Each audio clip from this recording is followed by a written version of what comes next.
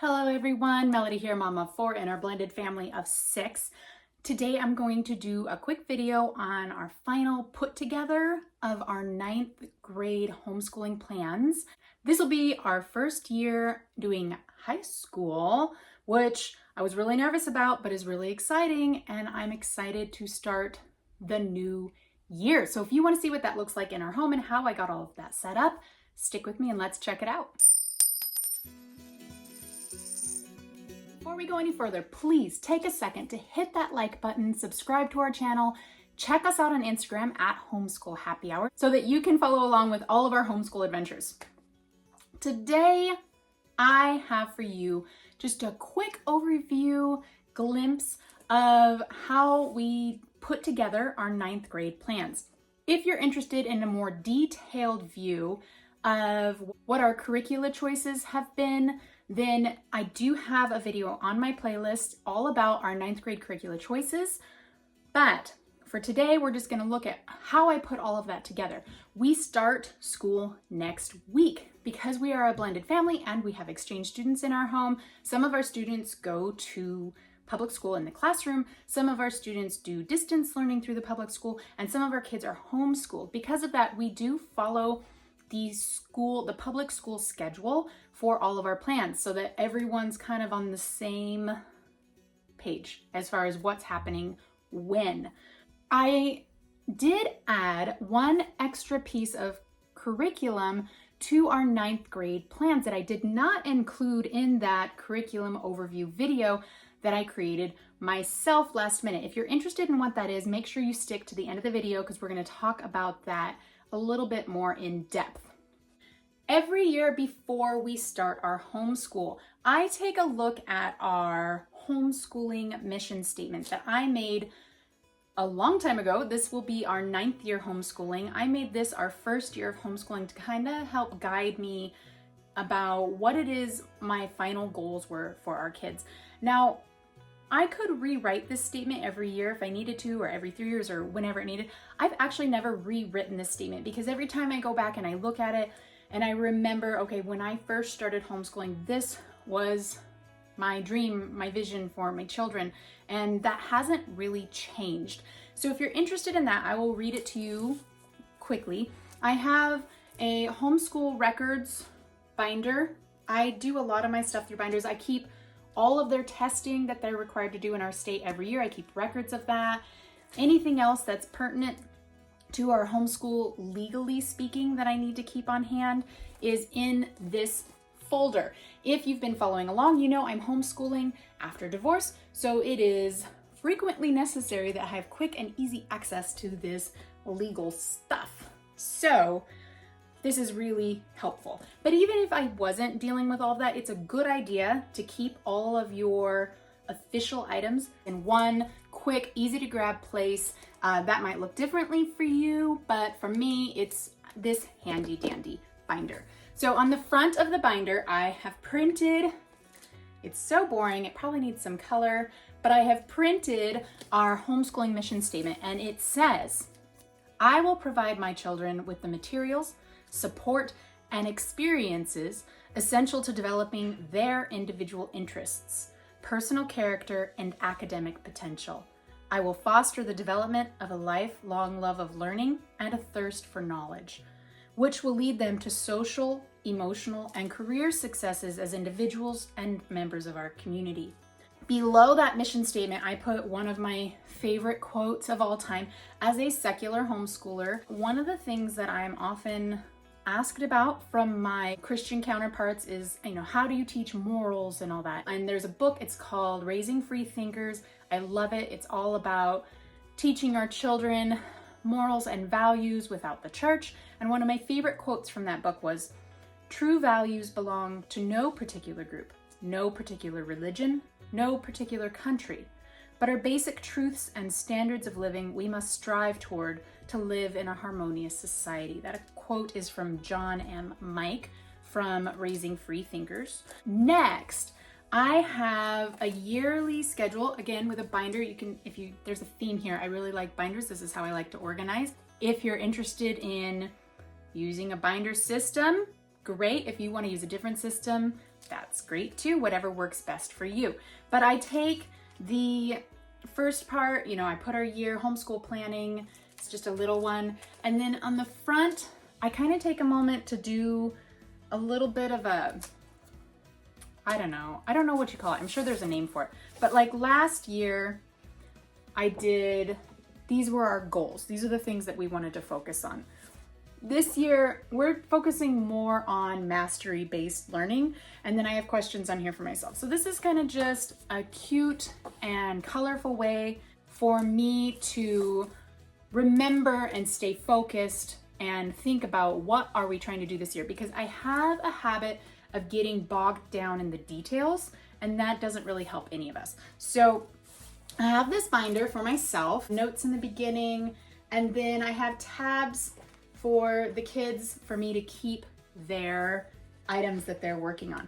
Now, you'll notice if you watched my planner from the year before that I don't have a planner in this binder. I did not give myself a planner this year. That is something new. I always had a planner for myself in the past, and this year I was just like, nope, we're not gonna do a planner. But stick with me and I'll explain a little bit more how I'm keeping records and what I'm doing, because that is important, record keeping. For the prisoner, she has her own binder here that I keep. This is for her high school records. I do not have a binder like this for Bean Bean specifically because I keep all of my important records in that other binder that I showed you. But for high school, I have laid out, you know, what our school calendar looks like. We have attendance records, and then most importantly, I have courses and what courses she plans to take for the year. Let's see if I can skip forward too. So Janelle Knudsen, I don't know if I say that right. If you want to check out her channel, she has some great resources on high school planning. Now, I don't use all of them, they're very detailed, but she does have some great resources available. This was very helpful to me to have a 4-year planning sheet by semester so we could kind of brainstorm what classes she was going to take. And when I say we, I mean we. She sits down with me and we talk about what do you want to take this coming year? What are you most interested in? Of course, she has to take a math and a science and a history. There are certain things that she's going to be required to take, but within those subject areas, I let her choose specifically what she wants. So for science this year, for example, she chose physics. Does that make sense? And then of course, math just kind of builds on itself. At a certain point, if she completes her algebra, geometry, and basic math, I will not make her continue through trigonometry, calculus, those higher level maths. If she's not interested in them, we will do other math subjects as they're applicable to what interests her most. But right now we're working towards pre-algebra. I did go to my local public school and I printed off the graduation requirements for them so that we could use that as kind of a guide to help us decide what we needed to take. I also went to local colleges to see kind of what they required for entrance and that kind of thing. And then last but not least, we have a reading list. She is an avid reader. Last year, during the school year, she read easily 100+ books, and you can learn so much from reading. And that is valuable information to have. I strongly recommend if your child is a big reader, or even if they're not a big reader, but write down what they're reading, because that adds up to a lot of time and a lot of effort and a lot of learning, even if they're reading fiction books. And that is my next binder of choice. That one's a little more boring. I think I need to like spice it up a little bit.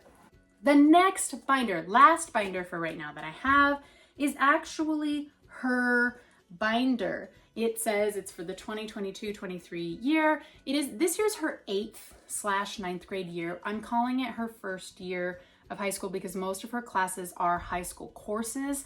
There is, in her math, she's still working towards pre-algebra, so we're not counting that as a high school course, so it's 8th grade, 9th grade. The nice thing about homeschool is it doesn't really matter a whole lot. She is 7th grade age. She's registered with the school to play 8th grade sports, but we will be having her take the 9th grade PSAT in the spring.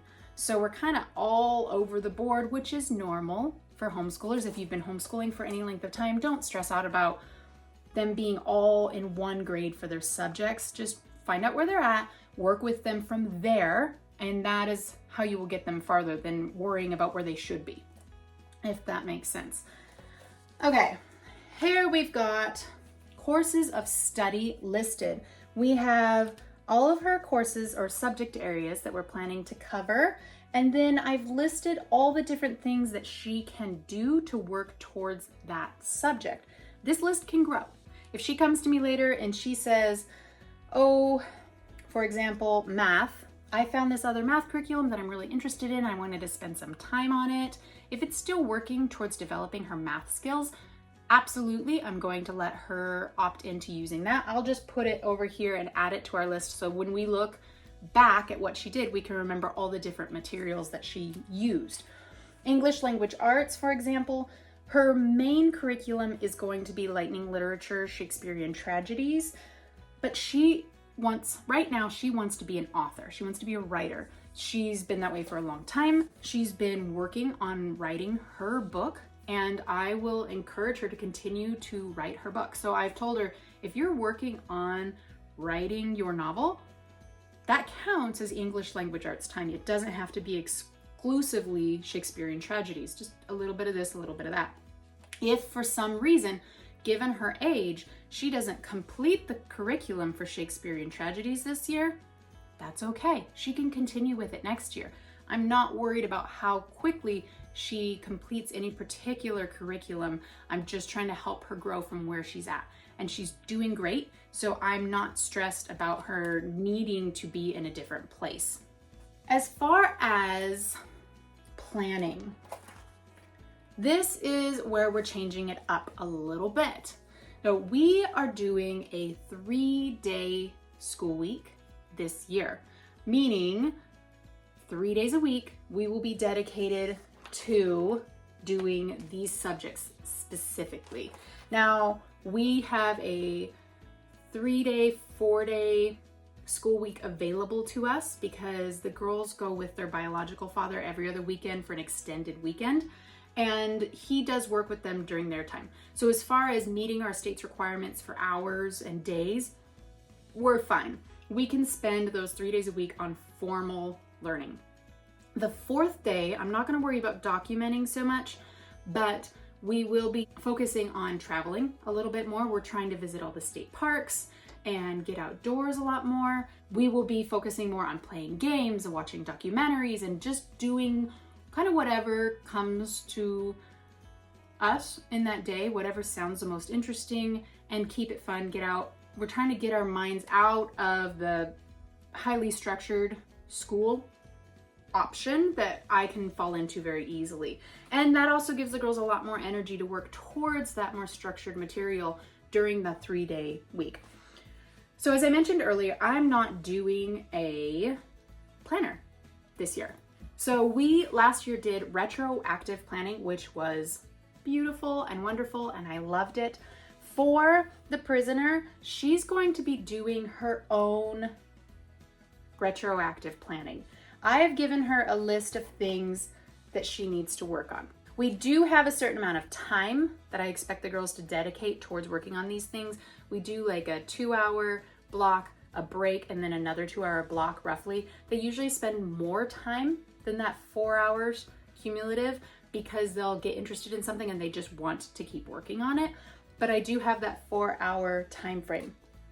So I've created this little planner that's specific to what she needs to work on. It has in green the things that she should be at least touching on a daily basis. In blue, the things that she should be working on weekly. Vocabulary, like I said, she's taking the PSAT in the spring, and so we're going to be working towards that. I have some SAT vocabulary cards, and so I will have her choose 3 of those cards each week and just write down the word, write them in a sentence, or write the definition, whatever, just to familiarize her with those words. I'm not going to spend a lot of time on that because she has an excellent vocabulary. Because she reads so much, it kind of builds itself. But this is our way to incorporate vocabulary. And then of course there's a space down here at the bottom for her to write what was her favorite part of the week.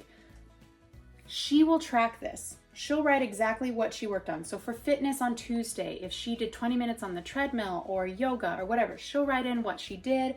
If she did Beast Academy or read the novel, I think For the Love of Math is one that we have, or worked on Life of Fred, it's up to her what she's working on. She just writes in what she worked on, what the lesson was, and then I have a record.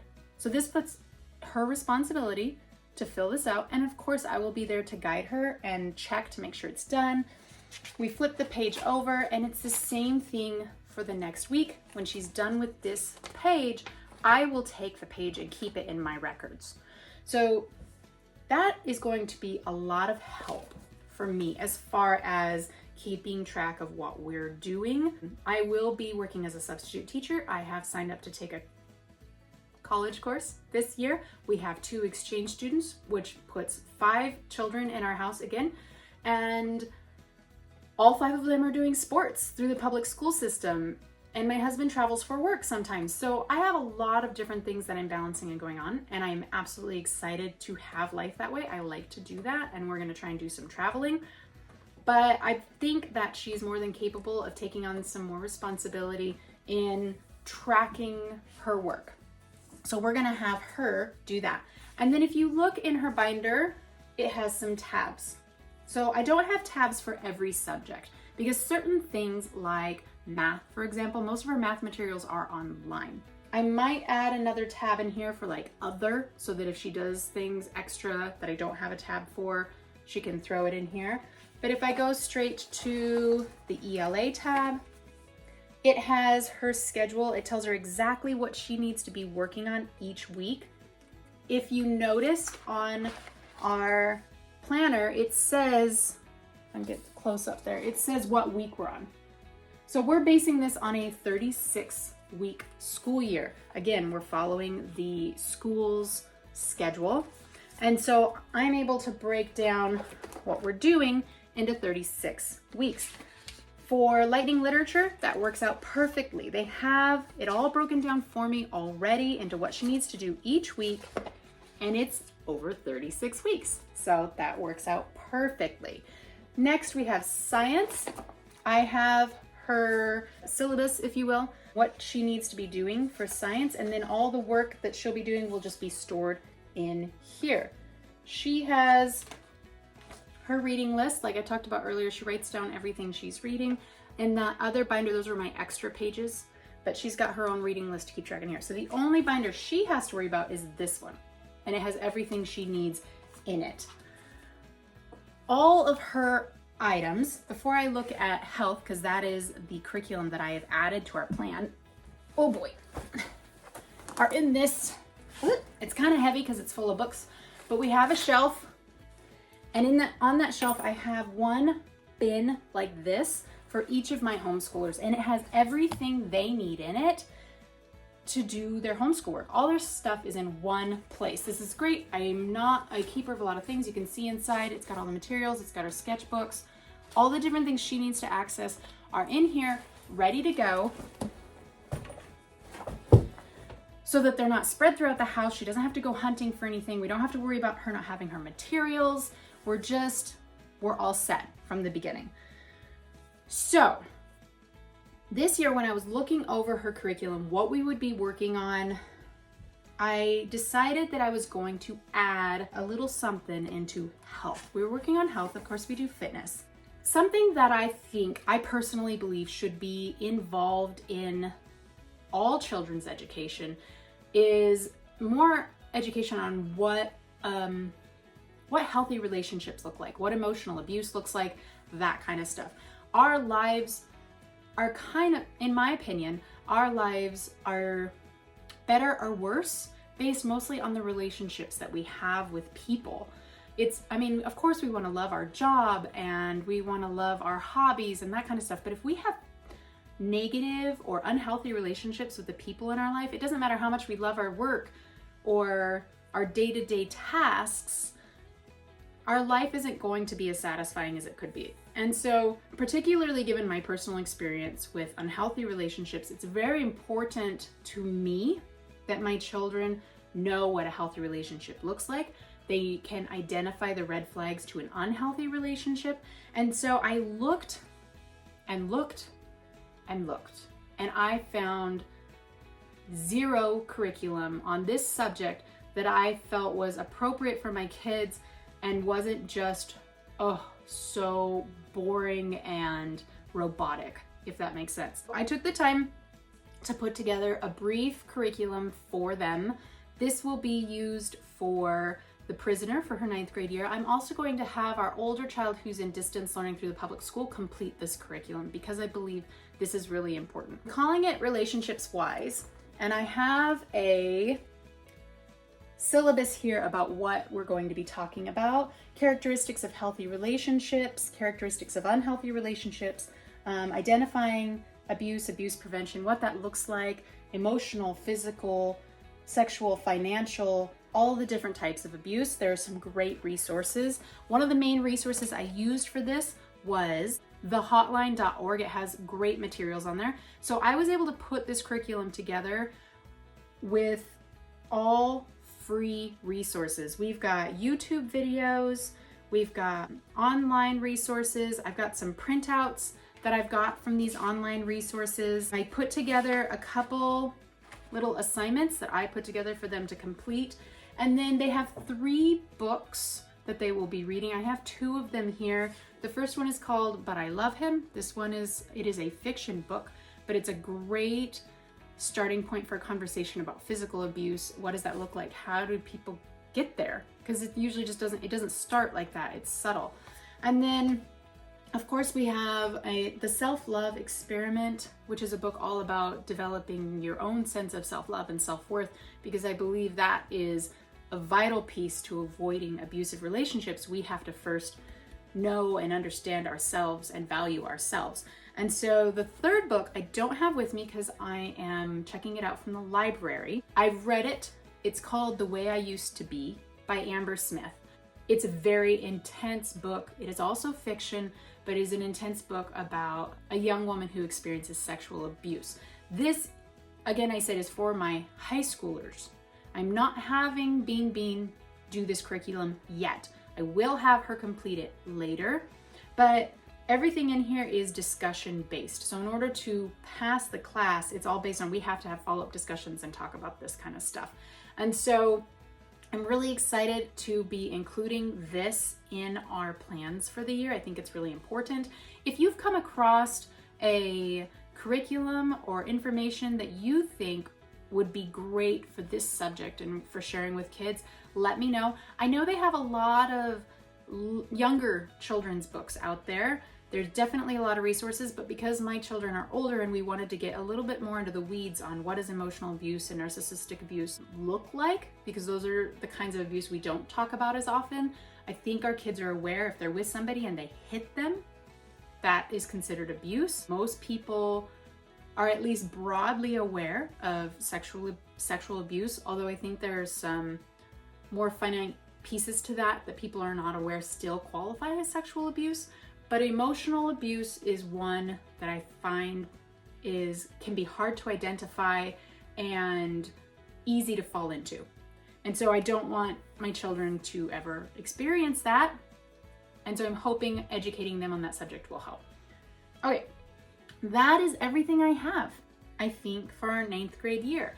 It took me a little bit to put this together, but it's all set. Easy peasy. She has her bin, she has her binder, she has everything she needs to start her school year. We're gonna move at her pace. She's fairly self-motivated, so I'm not too worried about where she's at on things because she's always working on stuff. If you have any tips, tricks, advice that you want to share about homeschooling through high school, please drop them in the comment box below. I'd love to hear your input. I am new to homeschooling a high schooler. This is my first year again.